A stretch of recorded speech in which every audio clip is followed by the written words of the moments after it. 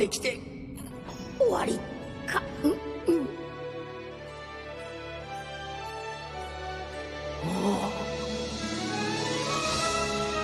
待っていたよ、シモン。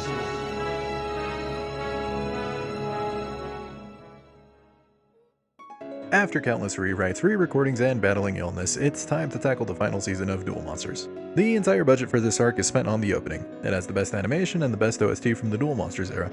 If you don't think so, boy, you can fight me. The actual episodes have me wishing for Yu-Gi-Oh! Brotherhood to have this properly adapted because my Zorc is this arc good. Anyway, time for jokes. Evil Bakura finally sets his plan into motion by challenging Yugi and the Pharaoh to a final battle, but first he duels Kaiba in order to gain the power of Blue Eyes. He succeeds and invites Kaiba to Egypt via Goldeneye. Yugi and the gang finally arrive in Egypt and are guided to the ancient tablet with Evil Bakura right behind them. Taya gives the Pharaoh a necklace to engrave his name and probably her everlasting love. The Pharaoh steps up to the ancient tablet from season 2 to show off the 3 god cards, then gets sucked. Evil Bakura is also able to get sucked because he is finally the main villain and leaves good Bakura's body collapsed on the stairs. The Pharaoh wakes up in ancient Egypt with a sick tan, has a lavish party in his honor, and has an assassination attempt against him thwarted with the protection of his priests named Mahad, Seto, Isis, Shada, Karim, and Akhenaton, with Shimon as his advisor. Bakura also wakes up in Egypt and whips out his 19-inch by barging into the Pharaoh's throne room, flashing the stolen goods, and stomping on the Pharaoh's dad's casket. Somehow, Manga Bandit King Bakura is still more ruthless. The priests attempt to use shadow monsters that emerge when called upon, and this confirms that ancient Egypt had stands well before Dio Brando in Part 3, and the Duel Monster series takes place concurrently with JoJo's Bizarre Adventure Part 4. The Pharaoh remembers he's the protagonist and summons to beat Bandit King. The Bandit King activated his stand, Shiitokoro, to use the power of Blue Eyes he absorbed to tank God's hit and escapes the throne room, but not before threatening Mahad by saying the ring will be his. Seto, the ancestor to Seto Kaiba, watches this and decides he needs to find himself a boss monster to help the Pharaoh, or potentially himself. More on that later. The Pharaoh learns that his childhood best friends, Mahad and Mana, have always been around to help him and resemble 2 of his ace cards. Mahad has a plan to stop the Bandit King from causing further mayhem, and my waifu lookalike tells Mahad that he will succeed, but at a great cost. Mahad follows through with this anyway, and my god did this deserve to be animated better. Mahad lures the Bandit King to the spellcaster's training area where he uses a bear trap and swinging axes to kill the Bandit King. The Bandit King outsmarts Mahad and has him within an inch of his life. Mahad understands that he's not coming out of this alive. After wishing the best for the Pharaoh, he steps into an incoming axe and he sacrifices himself in order to fuse his soul with his servant and becomes the Dark Magician. He defeats the Bandit King in the duel and returns to the Dark Magician tablet. The Bandit King survives this encounter because his stand is still activated and escapes with the Millennium Ring in hand. The priests and Pharaoh go over the events with Seto advocating to seek out strong monsters to aid the Pharaoh. The Pharaoh accepts. Meanwhile, Yugi and the gang meet the Egyptian man from season 1, Shadi, and go into the Pharaoh's soul. They use the power of friendship to find the right door to the world of memories and arrive in ancient Egypt, but the citizens cannot hear, see, or feel them. The gang are a little weirded out by this, but since they've dealt with the occult, gods, Atlantis, Black Mirror, death, and explosions, they manage not to freak out. They encounter the not racist version of Mr. Popo, which leads them to seeing a woman getting stoned, and not in the alleged fun way. They see Seto stepping up to the angry mob, and instead of finding monsters, Seto finds himself a woman, and she has Blue Eyes as her spirit animal. But he instantly falls in love as he can now do a donkey from Shrek.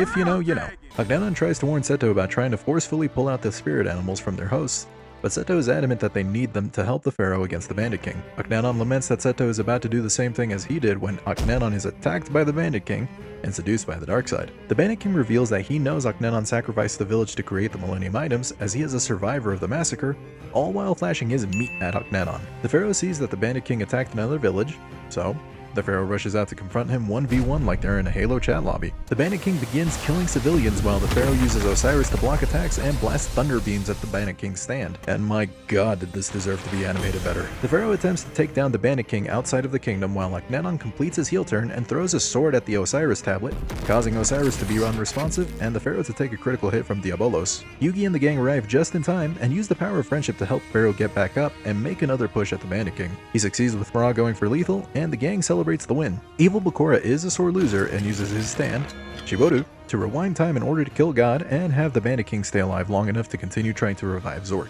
He's able to take the puzzle from Pharaoh and Mufasa's him off the cliff. Tristan punches him in retaliation, but The Bandit King strikes back and plants his spirit in him. The Bandit King makes his way to Zorc's seal in Kulelna village to unleash him. Pharaoh has a dream sequence where he sees his late father apologize for a grave mistake, only to be awakened by an Egyptian Mandalorian. Pharaoh is able to meet up with Yugi, Mana, and the gang, but it's short-lived since the Pharaoh needs to stop the Bandit King and goes off to Kulelna village. Akhenaton becomes more unhinged as evidenced by his hair being unkempt, and as prisoners fight to the death in an underground fight club, then tries to force the blue-eyed woman to summon the dragon. He tells Seto that he must have a stand strong enough to become the Pharaoh because YOLO. Seto watches the woman remain pacifist and he jumps into action to save his waifu. In a flashback, we find out that an adolescent Seto saves the girl from bandits and provides an escape route for her. The bandits said, "F it, we ball," and burn Seto's village to the ground. They are about to kill Seto when a dragon comes to his rescue and murks those bandits. Back at the fight club, Seto asks for the woman's name, and we learn that it is Kisara. Kisara uses her spirit animal to save herself and Seto from any danger. The Pharaoh takes on the Bandit King, where he learns that the Millennium items were created using evil methods and that there is darkness in them. In his moment of need, Mahad returns and helps the Pharaoh fight back. After dealing big damage on the Bandit King and his stand, the Bandit King takes on all the evil spirits lying around to begin the second phase of the battle. The Bandit King gains the upper hand until the Pharaoh is rescued by Mana and her stand. Then the remaining priests come to his aid, minus Akhenaton. The Pharaoh and his priests take on the Bandit King and successfully beat him. The Bandit King then turns into sand, leaving the party confused. Evil Bakura's stand, Shiboru, mimics the world and freezes time, rendering everyone unable to move. Akhenaton takes the Millennium items from everyone and places them into the tablet. He makes a dark contract with Zorc and digivolves into the Dark Priest. He blasts the Gallic gun at the party where the Mandalorian, Hassan, comes to the rescue. The Pharaoh, along with we the audience, is completely confused as to how he hasn't won the Shadow game yet. It is then revealed that the ultimate D&D game is being played where Yami is role-playing as the Pharaoh and Evil Bakura is role-playing as the Bandit King, Akhenaton, and Zorc. Evil Bakura reveals that, should he win, he not only kills Yami, but engulfs the entire world in darkness. Akhenaton kidnaps Seto while everyone else is stuck dealing with the Bandit King, who just refuses to die. Kareem gives his remaining life force to Shaddad to help the others fight off the Bandit King's undead army, and the Pharaoh instructs Hassan to protect his friends. While all of this is happening, Kaiba arrives in Egypt, does the Allen Iverson step over on unconscious good Bakura, and is able to get sucked into the Pharaoh's memories because he brought Goldeneye. He encounters Kisara, and they share a brief moment together before Kisara runs off to find Seto. At the same time, Seto continues to be seduced by Akhenaton to take the place of Pharaoh, as it is revealed that the Millennium items were created by Akhenaton, and he sacrificed citizens of Egypt to create them. He hid his identity as brother to the Pharaoh, and claims that by joining him, Seto is entitled to the crown. While he's monologuing, Kisara is able to find Seto and runs to his side. Seto cannot believe the Game of Thrones level of twists and refuses to kill her. With Akhenaton feeling betrayed, he attempts to strike at Seto, with Kisara sacrificing herself to protect him like he did for her. With Seto losing his waifu, he does what any reasonable otaku would do. He stabs the rat bastard who killed her. Akhenaton refuses to die, and gifts his hatred to Seto as an excuse to invade his soul. The Pharaoh is able to find Seto, and we finally see the clash that the series has been showing as a vision since season 2. The possessed Seto challenges Pharaoh for the throne and summons Blue Eyes. Pharaoh understands that Seto is being used by Akhenaton and summons Mahad while trying to reason with him. Akhenaton ain't having that, and Blue Eyes mollywops Mahad. Blue Eyes, however, refuses to kill the Pharaoh as her only concern is to protect Seto. She shines her righteous light on Akhenaton, Seto overcomes his father, and accepts Kisara as his spirit animal. This deserved better animation. Say it with me now. Kaiba is able to witness the events and has time to chat with the Pharaoh. For some reason, the 4Kids decided this was the time to show how savage Kaiba is. Some guy who looks like me lost his girlfriend, so I should feel bad? And I love them for it. Everyone has literally a minute of respite from a week's worth of fighting when they suddenly hear boss music, and the Bandit King is able to successfully remove the seal to unleash Zorc with no health bar. Yami and Evil Bakura both agree that it is time to leave the D&D table and finish it in the battleground. This deserved better animation. Mappa, get on it. I know Jujutsu Kaisen is over. I know Attack on Titan. Meanwhile, Yugi and the gang are able to find a way to the burial ground where Grandpa originally found the Millennium Puzzle. Possessed Tristan gives them hints about how to get through the area until Evil Bakura's spirit takes over. Yugi steps up to the plate and engages Evil Bakura in the penultimate duel of the series. Yugi shows off his growth as a duelist, represented by small monsters eventually evolving into stronger ones to protect his other monsters that clearly symbolize his friends. All the priests are giving last-ditch efforts to give the Pharaoh an opportunity to find a way to defeat Zorc by giving their lives for the cause. Shaddad protects the Pharaoh from harm's way.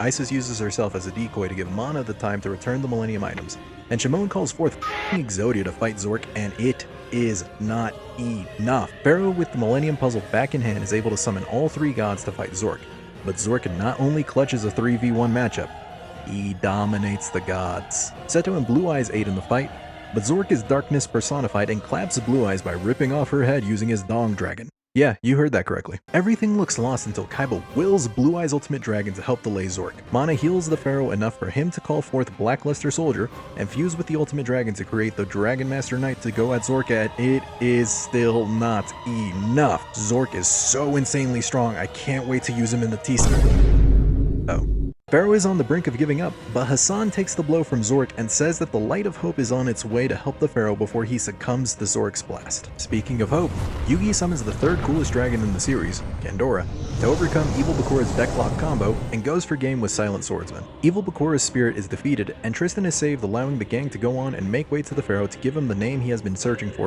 over 150 episodes. Yugi, Joey, Tristan, and Taya use their limit break, Undying Friendship, to imprint the hieroglyphics of the pharaoh's name onto his necklace while Kaiba buys them enough time for the pharaoh to read it.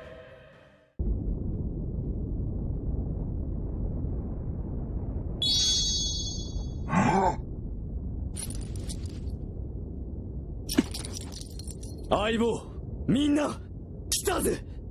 Ima, Pharaoh no na no fuin wa tokareta. Waga na wa ateru.